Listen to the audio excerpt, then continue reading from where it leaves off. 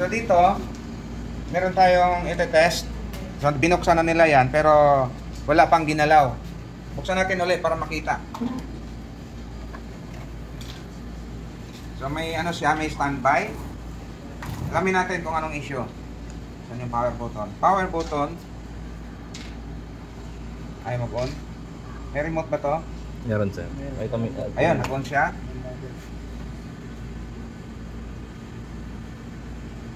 Ayan, may xenon, no? Oo nga. Yun. Malabong xenon. Ibig sabihin, hindi gumagana ang backlight. So, ang issue nito, 101% backlight issue. Ngayon, nung chinek natin nung una, gumawa tayo ng content nito, ang problema niya ay backlight din, pero hindi tayo gumamit ng backlight tester. So, ang gagamitin ngayon natin, kasi nga, kaya nga kinuhanan ko ng content yon para sa inyo na walang backlight tester. Ngayon, may backlight tester na tayong gamitin. Ito siya. So, bunutin natin yan. Alamin natin kung talagang may problema ang backlight.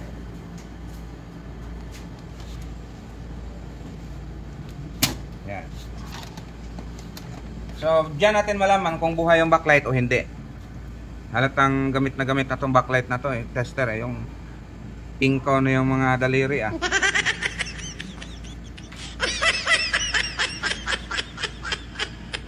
Check natin. Kung gumalaw yan, ibig sabihin, buhay ang backlight.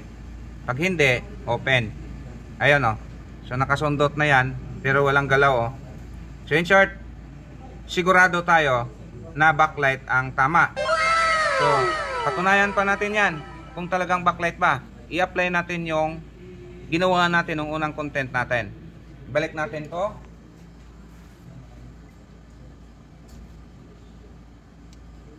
Yan. Babalik natin yan.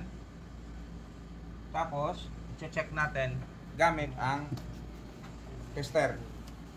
Kung meron ba siya supply. So, sasaksak natin ulit. Tapos, alamin natin kung meron siyang palo. Dapat yan ay merong standby na voltahe. Ayun. Meron siyang nakuha. Yan. Ilan? Taas ah. Ilan ang nakuha natin? So 15 nasa 30, 32. Power on. Dapat lalagpas yan. Iyon. Umangat. Try natin. Sasagad pa yan. Iyon oh. Sumobra.